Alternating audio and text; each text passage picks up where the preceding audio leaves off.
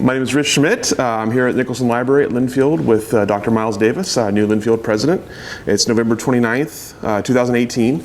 And Miles, let's start you off by asking, why higher education? How did you get into this field? Well, Rich, thank you for having me here today and having this conversation. I'm sort of an accidental academic. I did not start out my life planning to go into higher education. Quite frankly, I came into higher education because my wife at the time was building a business with her brother. I was managing consultant with a Fortune 100 company. I was working 80 hours a week when I was in the country. And I didn't want my children raised by nannies. And again, no offense to those who take that route, but I prefer to import my own values to children. And so I struck a deal, at least I thought it was a deal, where she would continue to build her business and I would transition into academia, because one of the advantages of being in academia is that you actually have more of a control over your schedule. Mm-hmm. And so going back to George Washington University and getting my doctorate degree, because I always wanted to be able to take my kids to school and pick them up after school. Mm-hmm. And so that led me into my first appointment as an assistant professor. The challenge to that, Rich, is that I never acted like people think academics typically act. And so it wasn't for me going there and teaching a class or maybe writing a paper. I was always looking for additional things to do, mm-hmm. Which led me to launching centers, which led me to getting promoted and doing things to do. So I'm still working on that ideal about how do I slow down my life. So, just the ideal of working less than 50 or 60 hours just seems like boring to me. I gotta keep on going. Sure. So let's go back to, you got your PhD at George Washington, yes. And you got your first assistant professorship. Talk a little bit about that, and then sort of kind of walk us through your history up until you got to here at Linfield. Okay, Rich. So you want to know about my history once I came in to academia and what that was like from getting that first assistant professorship. Well, part of that was that I actually had an offer from several schools that geographically based around Washington, D.C. Mm-hmm. And so, of course, I went to GW. I had been an adjunct professor at American University. I had taught at Georgetown. And then I saw that this institution called Shenandoah University was looking for an assistant professor. And it's really interesting because all my contemporaries and peers were like, why go to this place that they had never heard of, Mm-hmm. And I like challenges. I like to build things. And so they weren't accredited by the top accrediting body, AA, CSB. They were just building their program. And so I was interested in being a part of building something, but I would tell you that one of the most profound moments for me, because I think there are always these decision points that something becomes clear to you, whether you're going to go one way or another. Mm-hmm. And so when I went out to lunch with the faculty, I was like, so why are you talking to me? Why are you interested in having me here? And that conversation, I got a lot of the standard conversations, well, you have a research record and whatever. And then there was one professor who said, because you're black. I'm like, oh. I said, so tell me more. He says, look around. There's a bunch of old white guys here. We actually want to make a change. He says, obviously you meet all the credentials, plus you have blacks. And that impressed me. Mm-hmm. I like straight talk. I like to engage in people in an authentic manner. And so they weren't just hiring me because I was black, but the fact that they could acknowledge that meant that this was a place that I could do well in. And so coming into that and then working to build something and giving opportunities to help get the institution accredited, that person became a great mentor to me at the time. Mm-hmm. Because I had never been in academia. I didn't have a long history. Mm-hmm. This was 2001. And so you're looking at somebody who first came into academia at this point 17 years ago, and you can ask details of that, but if you look at my career, it's rather unusual because I went from being a brand new assistant professor to being a president of college in 17 years, which is unheard of in most of academia. Mm-hmm. It is. Yes. What were your impressions of academia when you first got into it? So that's a tough one because I'm not sure all of those impressions have totally changed. So part of it is that, so you have to realize that I started as a business school dean. And one of the things is that that my version of academia, particularly in applied fields like business, is to serve the constituency that you're studying. And what I mean by that is this. You are actually literally being paid to think and teach people. So thereby the ideal of the focus of your career being to write in journals that 10 people read and 5 people understood drove me crazy.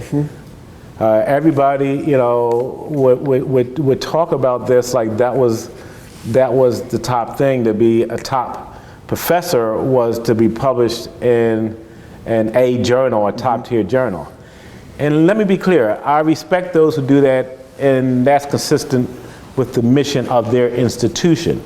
So there are institutions like Research One institutions where their job is to create what we call basic knowledge and basic research.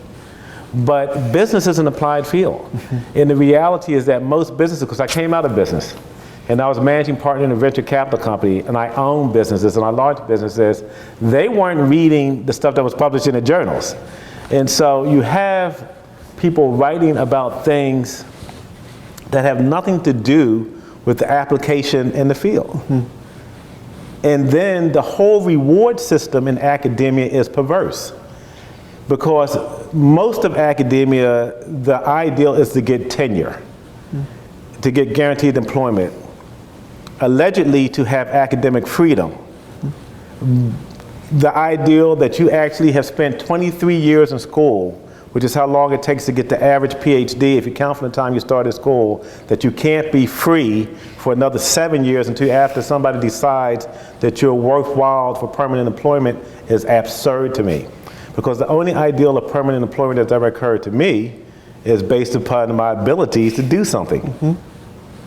And so then the focus is often on the research, with often a demonization of teaching. And so that you have a field where you're professors, but while you're a professor, you're never taught how to teach. You're taught how to do research. A PhD is a research degree. Sure. And so it's just interesting. That was my first impressions of academia. And some of that's changed, but not all of that's changed. Which is that, and then to me, the most important thing about being in academia is to work with students. I don't sense that that's a universal feeling among everybody who is a professor. That the high point is to engage with these bright young minds and help share something that you remember. You've just come out of a program where you spent at least 5 or 6 years just getting your doctorate. That doesn't count the time that you might have spent getting your master's before that, which is normally 2 years, or the 4 years you spent ahead of that. So now you have 12 years. And then you want to go off and I've just seen too many of my colleagues do this, just go off and do research, but not share that with students. It's just very different to me. And then the ideal of the things that are fought for in academia, and I'm talking about the negative side, I'll talk about the positive side. The battles that are in academia are just over such small minutia. And we're supposed to be highly educated people, and we spend so much time talking through stuff and doing absolutely nothing.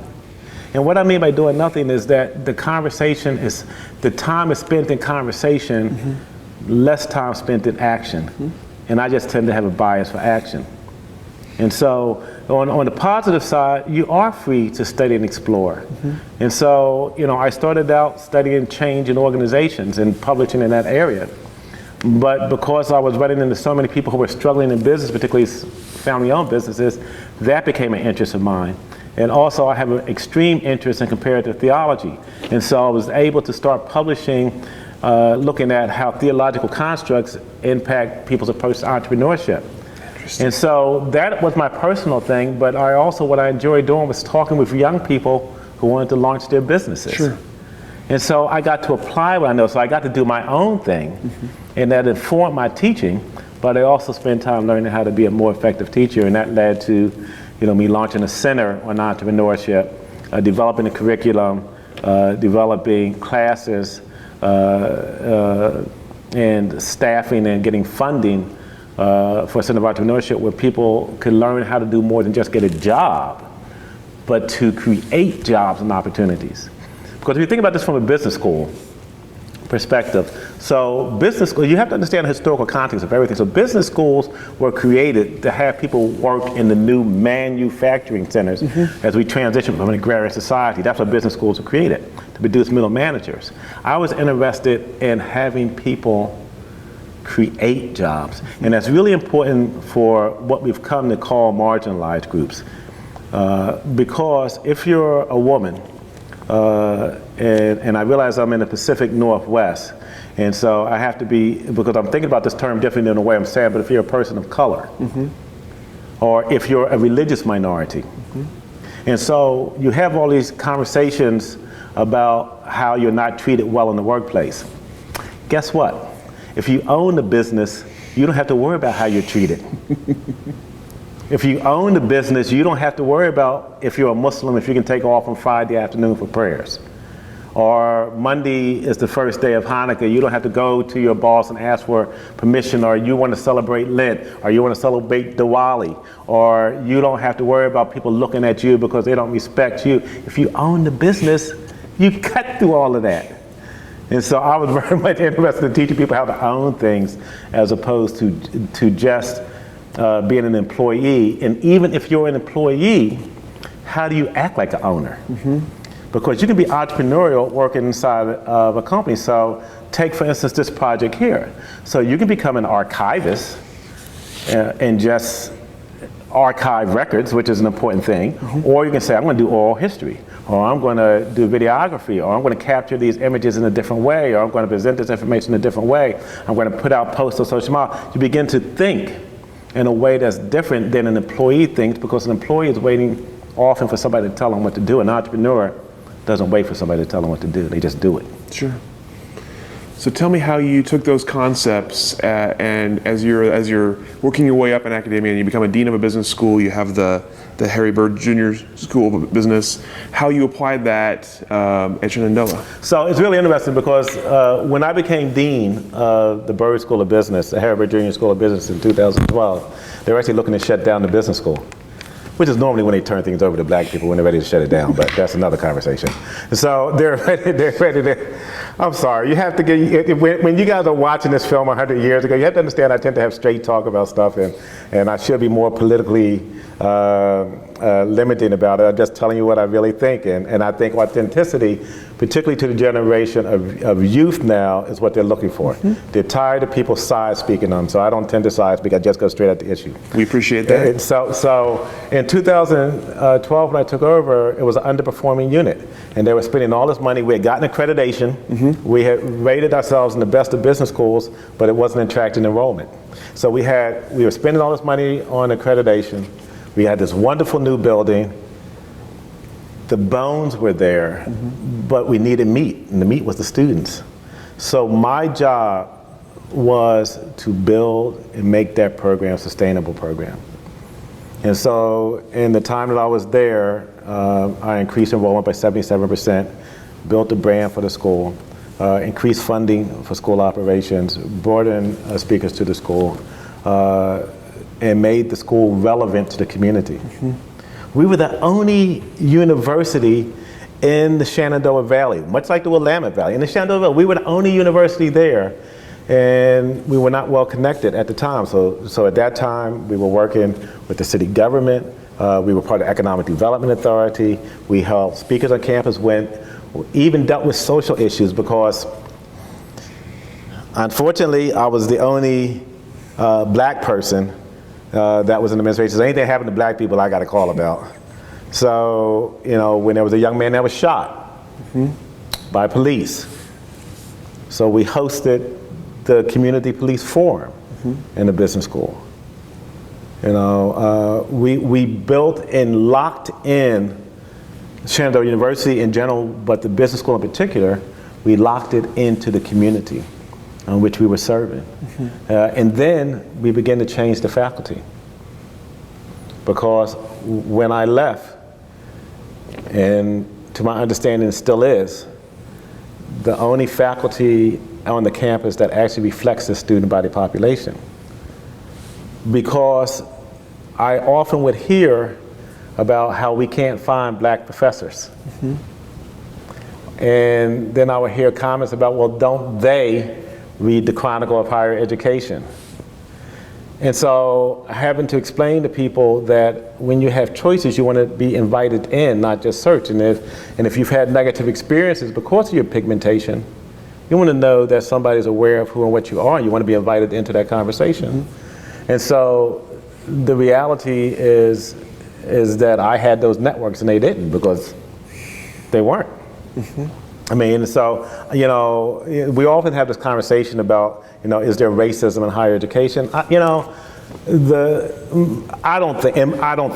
know, because I don't spend a lot of time worrying about what other people think. So, but I don't think that most people are overt racist. I think that it's a benign neglect and indifference. And what I mean by that is this, because it's relevant to this conversation about higher education. There isn't a day that I can go by without interacting with white people. There are people who are white who can spend the entire day interacting or not interacting with any person of color. Now think about that for a second. And so it's just not a consideration. And for those who are watching this in the future, I ask you to conduct a thought experiment. Let's look at your nose. And you can see your nose. You can always see your nose. But you've been trained to overlook your nose. Because if you spent your time looking at your nose, you wouldn't be able to look out in front of you. That's the way most issues around race are in this country. Is that it's there, you just overlook it. Because if you don't have to deal with it, the only time you pay attention to your nose is when it's stuffed up, can't breathe. Then of course you should pay attention. But other than that, it's just a nose, doing its job, an important job. And so the same thing happens with race in this country. But you have to be able to pay attention to those issues if you're talking about change in the face of higher education. And I do want to step back from what you're asking, Rich, because there was a group that I was part of that was important to this process, which was the PhD project, which was designed to increase the number of underrepresented minorities in higher education. And so so I was already plugged in because that's how I came in. I got pulled out of corporate America through them to get into higher education, and then I could go back to them and say, I want others like me. But also, quite frankly, an environment that is created where black people can succeed, where Latinos can succeed, where women can succeed, will also be the same environment where white men can succeed, where older people succeed, because what you do is create an environment that is truly based upon inclusion and not exclusion. And that you're meeting with people who have skills and abilities and not in a past affirmative action, because before 1968, the affirmative action was for white men. Post 1968, with the signing executive order, it opened it up, and now you have to compete. And so it wasn't about excluding anybody, it was about who we included. So if we create inclusive environments, the environments allow us all to succeed. And so you just have to be given a chance to succeed, because there were those who were systematically left out of the process. Sure. And so then that's what was created at Shenandoah University. And I also want to give credit to Tracy Fitzsimmons, who was the president there when I left. Before that was Jim Davis, another good man. I've had good role models. Quite frankly, let me just stop there for a second, is that for anybody to do anything well, they have to have examples of what that looks like. Matter of fact, quite the reason why most of us don't know how to have good relationships is because we've never seen them. Think about that for a second. It's nothing wrong with being raised in a single-family household. You be a good person. But if you were raised in a single-family household, if you're raised in a household where mom and dad are always going out with each other, or there's no significant person, you don't even know what a good relationship looks like. So how can you model it? So unless you find somebody who you can attach yourself with, unless you read about it somewhere, unless you see it somewhere, then you can become it. I hope I'm making sense. So the same thing happened with me in higher education. I mean, through people like Jim Davis, who was the president, and to Tracy Fitzsimmons, who I love dearly. Every time I go back east, I see her and talk with her. I got to see what a good president looks like. And a good president is about, I'm Dr. Davis, and and I'm the president here. No, that's not what a good president looks like. A good president looks like a person who's engaged fully with their institution and looks out for the institution before they look out for themselves. It's not about them. And so having a chance to be exposed to all of that, I think set me up and led me down a certain path, which prepared me for Linfield, which is your next question. But go ahead. One question before that, actually. I'm curious, what was the reaction at Shenandoah when you came in and started implementing all these changes pretty quickly and positively? I'm sure there were people who were not excited about some of those changes. So there are always people not excited about changes, but I want to also eliminate a myth, because I spent a lot of time studying this, and I invite people to challenge me on this. I want to eliminate the phrase resistance to change. People don't resist change. That's a misnomer. People resist the perceived consequence of the change. Through your entire existence, you're constantly changing. And so whether it's graduating, whether it's getting married, whether it's getting a new job, moving to a new city, you're changing all the time. So why do you embrace that and not others? People resist the perceived consequence of the change, and particularly if there are perceived negative consequences to changes. Some of that can be as subtle as loss of status. And so if you wonder why, and you're probably too young, Rich, to remember when they introduced the VCR. So VCR was the turning point between child-parent relationships. Why? Because parents didn't know how to set the VCR. So you know what I'm talking about. I do know what you're talking about. They didn't know how to set the timer. So all of a sudden now the parent, who's supposed to be the authority in the household, has to call in the child to set the VCR. I'm so, wait a minute, I'm the dad or I'm the mom. I'm supposed to be the fount of knowledge and wisdom. So now all of a sudden I'm calling my child in to make this happen. And then it becomes, well, I don't like that thing. I don't like that new, because now I've lost status. When they introduced desktop computers, they said that secretaries, which was a term that they used, were resisting change. No. Secretaries were resisting being unemployed because now their boss, who couldn't spell correctly, could use spell checker on a computer and could type his own letters. And so going back to what you asked about Shenandoah University, those who had an entrenched interest in the existing system perceived the changes, even if it benefited them, because it put them in a position of being uncomfortable. So what you do in that situation is try to bring people into the process, but you also tell them the truth. So one of the great crimes that we commit in our society on an individual and on a higher level is lying. Because when you lie to people, you deprive them of the ability to make informed decisions. When we lie in personal relationships, when the person meets our representative instead of us when we first start dating them, and we lie to them, let them make decisions. Treat people like adults. And then offer them the opportunity to make a difference. And I learned this early because I was when I was with EDS, a company founded by Ross Perot, which doesn't exist anymore, when I was leading a consulting effort, we were implementing a new system that would have made, that had great promise. And there was this one person who was part of the contingent. He was the leader of the contingent that opposed what we were trying to do. And ultimately, in a face-to-face meeting, he said, well, I can't stop you, but I sure as hell can slow you down. But also when I began to talk to them and begin to investigate, this person was the creator of the form and processes we were replacing. So his entire reputation in the organization was based upon this thing that was about to be replaced. And so at that point, you bring people into the process and say, I got it. Tell us how we can make it better. And so the same thing happened at Shenandoah University. Here's where we're going. Here's the direction we're taking. How do we work together to make it happen? Because we can't keep on going the way in which we're going. It's going to change. How can I be sensitive to what you want to do? And let's be clear. If we are not where you want to go, if this is not the direction, how can I support you in making whatever transition you need to make to another organizational structure? Sure.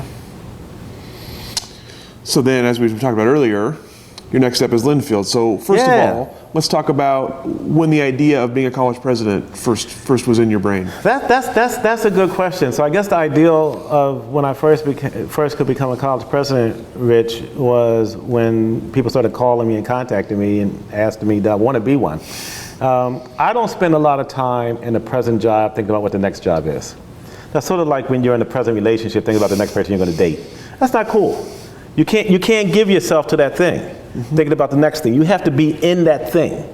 And so, but I started getting contacted because we did make progress. We did increase enrollment. People saw the brand. They saw this school that was like, wow, we never heard of the school. And all of a sudden, you know, you got these nationally recognized speakers coming to the school. You know, how'd you get Randy Zuckerberg to come to your school? How did you get the president of Porsche International to come to school? How'd you get this person, that person? It was like, what's going on? And then they started looking at the population and the shift. And so that was there. And then also I had a very supportive president. So she kept on sending me to these things for future presidents. Okay. And I'm like, okay, whatever. You know, I'll go because you want me to go, and it's interesting to find out and sit there. But in January of 2017, I went to an ACE conference for future presidents that she sent me to, and having a conversation like I'm having a conversation with you. People said, "What do you think about academia?" And I started telling them what I thought about academia. And I'm like, okay, it's like, you know, I'm saying this. So obviously, I'll never become a president because I'm not saying the same thing that everybody else would want to say. But in that meeting, apparently somebody listened. So there was a lesson in it. Be careful what you say. Somebody might actually be listening to you. So I figure most people just tune me out and they don't care what I say. So, but he had left ACE and went to work for a consulting company. He gave me a call in July. He says, there's this school in Oregon that's looking for a president. He wasn't handling the search. He says, but based upon my conversation with you, I think you're perfect for them. Do you mind if I give your name to the search firm? Like, okay, whatever. Okay, sure. I was like, I've never been to Oregon. Quite frankly, I had no particular interest in coming to Oregon. You know, I was very much entrenched in the mid-Atlantic states and Virginia. It had become comfortable. I just bought a new house in 2016. Met an incredible woman, was having a great time there. And then this opportunity comes along. And so that was July. The search firm contacted me in August and said, there's a school we think that you'd be great for. And, you know, and they presented a small liberal arts school. And I'm like, well, I know how that's going to go because liberal arts schools don't like business people. You know, but I also, the advice that I give to anybody who I'm mentoring is that you need to go on 1 or 2 interviews a year just because. You need to determine your worth in the market. So you can find out 1 or 2 things. One is nobody else wants you, which means you need to be pretty good at the one good job you have. That's one thing you can find out. The second thing you can find out is that you're actually worth something in addition, and that you've developed a set of skills and competencies and abilities that people find attractive in the marketplace. And so with that in mind, I was like, okay, here's my packet. Much to my surprise, they called me at the end of the month and said, can you hold these days in October for a fly-in interview? And so, you know, I came in, but here is where Einstein says in the divinely created world, there's no such thing as coincidence. And so on my fly-in interview, and I just went past the hotel the other day when I just flew from the airport, it's at the Embassy Suites out near the airport. Drove past there, that's where the interview was. I was about to go into the room. A woman had stepped outside the room, and something just told me to stop. And she was obviously receiving life-transforming news. I didn't know what was going on, I just stopped. Well, in that moment, she was just receiving the news that her mother had just died. So I got a chance to witness a sacred moment with this woman, and I stayed out there until she got off the phone. Now, mind you, there's a whole room full of people waiting for me to come in, but I was outside with her, and I said, I'm not eavesdropping, I just sensed that I need to be here. Don't know you, is it okay if I give you a hug? Gave her a hug, she went and got her stuff and went in, and I went and sat down and said, I don't know whether you know this, but one of your colleagues lost a mother. Can we just have a moment of silence?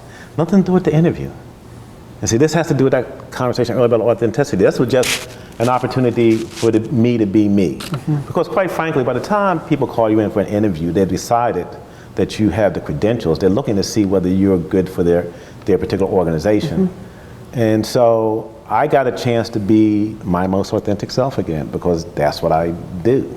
And I'm not trying to pat myself on the back. It's just how I see things, that I was more interested in the human being than the particular process, because quite frankly, at the time, it really didn't matter whether I got the job or not, because I already had one good job. And so when you let go of outcomes, you free yourself. And so having that conversation there in the room was the start of the interview. And much to my surprise, November 17th, I was back on campus, because they selected me down to come back in, and they took me to the Allison Hotel. And so I said, oh, okay, this is how it's always going to be. I'm going to always go there. I was like, yeah, okay. So he took me to the Allison Hotel, and we had an interview, and I met with the board and other members. But afterwards, I changed out of the suit and put on a hoodie and a pair of baggy jeans and snuck on campus to the football game. That was November 17th of 2017. That was the playoff game before the Wildcats win. Because I wanted to see how McMinnville, Oregon, never been to Oregon, one of the whitest states in America, how they treated a black man in a hoodie. Because you have to realize, I have a son who went to St. Louis University and was there when the Ferguson riots erupted. That it didn't matter to him. He was there studying engineering. He was just a young black man that could have lost his life. So I wanted to know, before I came out here, before I moved my family out here, before I became president, Miles, how they treat a black man in a hoodie. It was cool.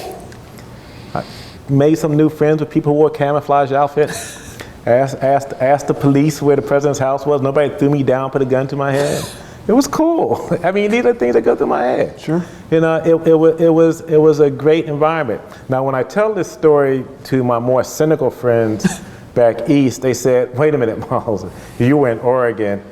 Everybody wears a hoodie, and so don't think it was a big deal. It would have been a bigger deal if you went someplace else and wore a hoodie." But it was just that opportunity to see, which made me feel comfortable. And then I came back for the final interview in December, where, can I talk about this now? Please.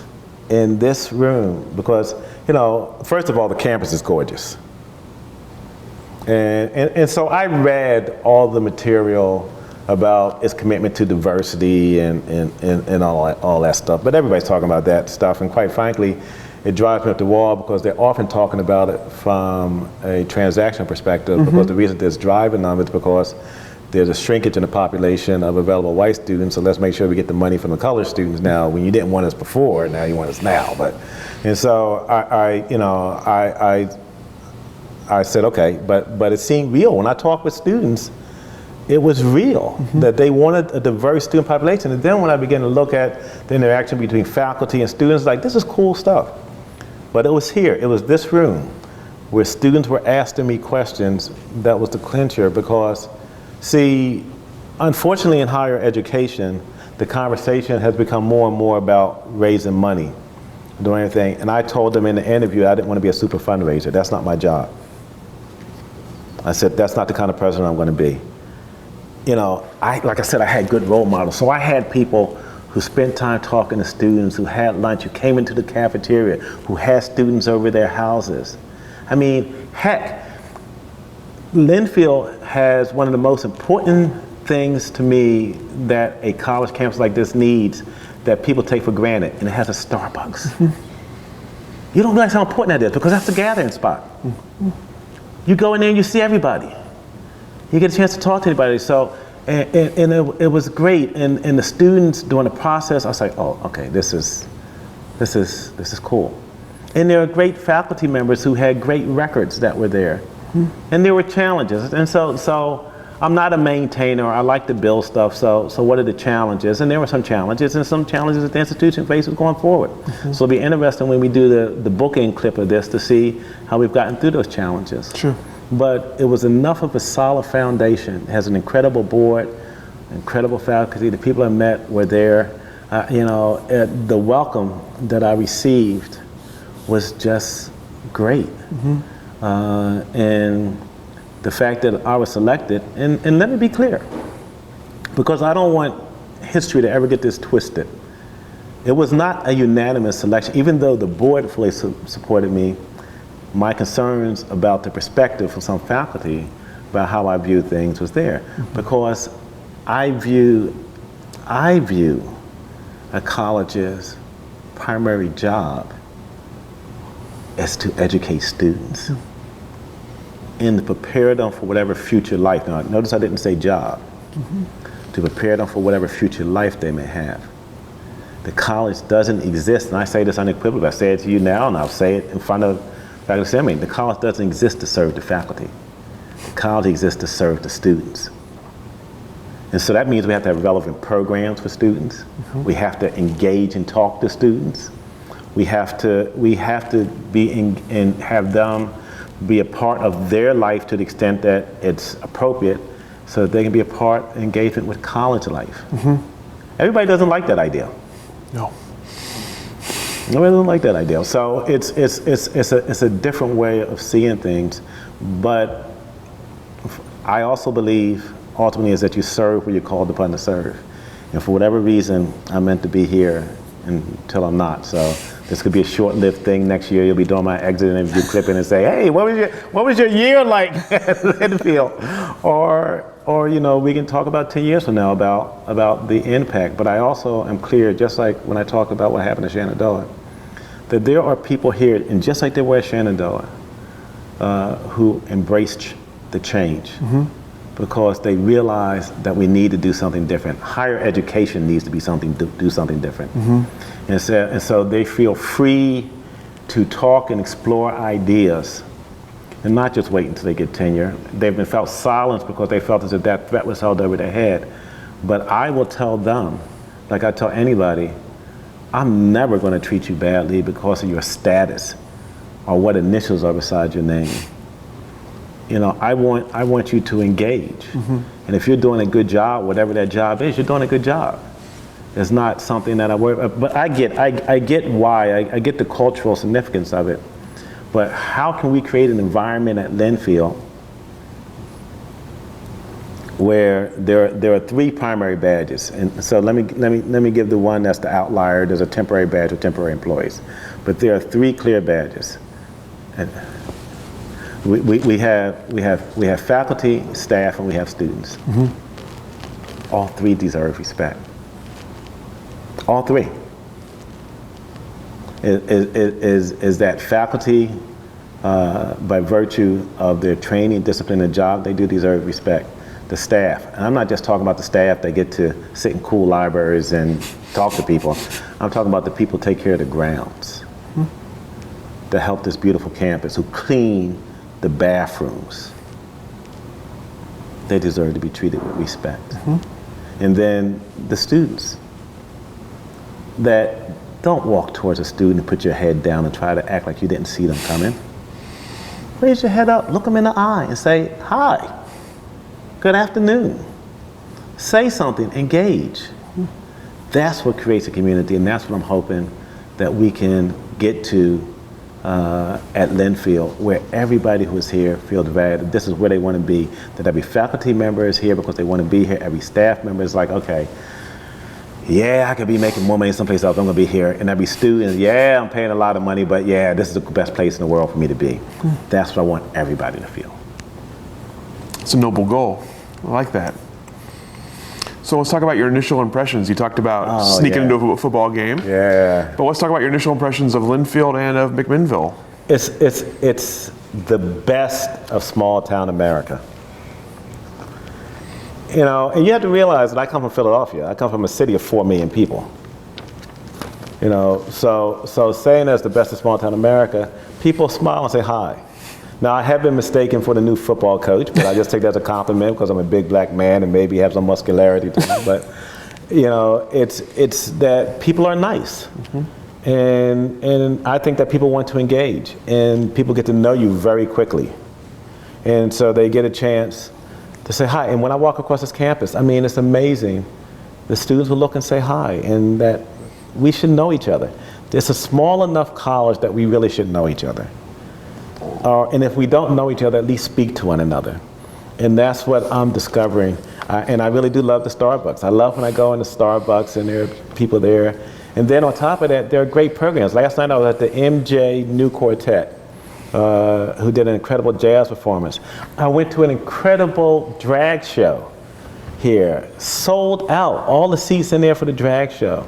You know, got a chance to see Night of the Living Dead play as they incorporate modern themes around social justice and Black Lives Matter program. I mean, just the level of interaction, I'm blown away by this campus. This job, even as it's more challenging than I ever thought it could be, it's also a better place than I ever thought it could be. It's because of the people here. And because I'm also, you have to realize that I'm also immersed here because I live in campus housing. I know people like to say the president's house, but it's just a fancier residence hall. It's just, you know, it's a residence hall. I just live on the other side of campus. I'm here. So I'm here. So I get to act crazy at soccer games. Some of the students have seen me act crazy at soccer games. I get to go to football games. Like, you know, I get to go to volleyball matches. I get to go all that stuff. And I mean, I have all this in my front yard. I feel, you know, like I'm the most blessed person on the planet. I mean, think about it. I mean, I'm doing what I've been trained and educated to do. I love the passion. I get to meet cool people and have conversations. Most of my day is spent in meetings. And yes, some of those meetings are difficult, but I get to meet cool people. You know, and then it's interesting going on a journey with people. Because the camera's not showing, but there are people who are in the room with us now as we're doing this interview who also, as I found out, came to Linfield this year too. So we're on a 4-year ride together. So, you know, that, you know, what's that like? What's going to be like for both of us as we adapt and adjust to being in McMinnville? But McMinnville, and then, you know what's even better? You got cool places to eat. I like to eat. And so there are places that you can go to. And then, you know, we talk about the college, but you can't talk about the college, and this is something we're going to do a better job at marketing, Rich, is that the fact that the college is an hour from the beach and an hour from the mountains. I can't wait to explore the waterfalls and Lost Lake and that type of stuff. Now, we need to have a conversation about the coast here because the coast is not the beach that I'm used to. So, you know, in July, I head out to Lincoln City, got my bathing suit ready, got my suntan lotion because I don't want to get burned, and it's like freezing your butt off here. What the heck? I can't even get in the water. But that's okay, I've learned, I'll adjust. Wetsuit. Wetsuit. I do have a wetsuit because I like to scuba dive. So it's different. And then there are personal things. So I know you didn't ask, but so one of the personal things to me is that one of my life goals is to become totally fluent in Spanish. So I lived in Spain, and so there's a significant enough Spanish population I get to practice. And they humor me most days by practicing my Spanish. And so it's enough of different things here that I think this is a long-term relationship. And you know what I think makes it a long-term relationship, Rich, is going back to where we started from authenticity as we begin to get to the end of this, is that I was who I was. And Linfield showed me who it was, and we made a match. There's life lessons in that. There's life lessons in that. And so it set us up for a long-term relationship. Matter of fact, I was speaking, and then close out on this part of it. I was speaking with Darna this morning, and he was talking about his contributing, and I was making a statement about a philosophy regarding to an issue. He says, that's the same conversation that you had when I met you a long time ago. I said, oh my God, I'm consistent, thank God. And so, because when you tell the truth, when you say what you really feel and think, you don't have to remember stuff. It saves brain cells. I don't have to remember what I said because I'm going to tell you how I feel and what I think. And unless there's something that's happened that caused me to reevaluate that, if it's a matter of principle, because what he was discussing was a matter of principle of how I view things, and I said it then, and when I said it was taking a risk, because it wasn't the answer that I think people expected me to give, but I gave an authentic answer. I don't do the talking about that this is the way it is. You know, so last question for you, since we know you're on low on time here. Let's talk about, at least briefly, your kind of short and long-term goals here. That's easy. so you asked about my goals. So first of all, there are 3 overarching goals that I have for the college. One is to ensure financial sustainability of the college, to increase enrollment and to build the brand. That's the overarching goals of what I want to do here. So specifically right now, we have to get on solid financial footing. The college is not on the best financial footing, but it's related to our missions, because as a private institution without a really large endowment, we have an okay endowment, but not a large endowment, our budget is driven by enrollment. Our budget for our operating expenses, so we need more students. Or we need to adjust our organization to live within the confines of the budget. It's just like any other household. Either you make more money or you cut back on your living expenses. It really is not rocket science. Now, that scares people to death because that also means certain things. And so that is my number one job, and to increase enrollment. Let people know, this is such a great school, and I can't believe that nobody knows about us. It drives me crazy. You know, I did a keynote for the NAACP Freedom Fund Award in Salem, talking about Linfield, and people are like, Linfield, where's that? I'm like, dude, we're 35 minutes away. And so my job is to make a lot of noise about Linfield and increase our profile and increase the value of the degree of students who go to school here, because as the image and the brand of the school increases, it increases the value. So the degree from Linfield should be an appreciating asset, not a depreciating one. That was an easy question. That's an easy question. Okay, then what does Linfield look like in the future, as long as you answered that one so quickly? What do you hope it looks like in 10 years? Linfield, I expect, will cease being a 4-year institution. Meaning? That we will explore graduate programs. Okay, good. And I have data about why. I think because we're losing a lot of students who want to stay here, who leave here to go to graduate schools when they much rather stay here. We've just secured, at the time of the recording, about 2-3 weeks ago, we secured a new campus in Portland. Because we had to move out of our space for the Good Samaritan School of Nursing, we will probably expand our health professions operations.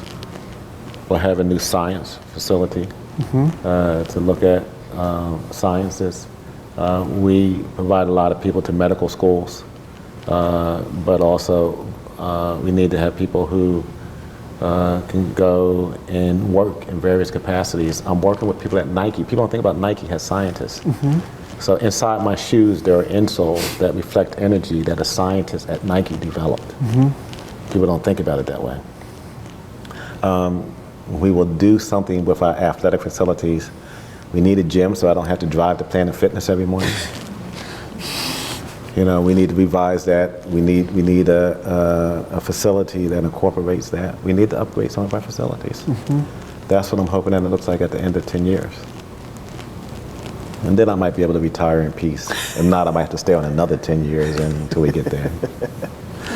Well, thank you so much for your time. It's my pleasure. And we really appreciate, of course, your candid answers.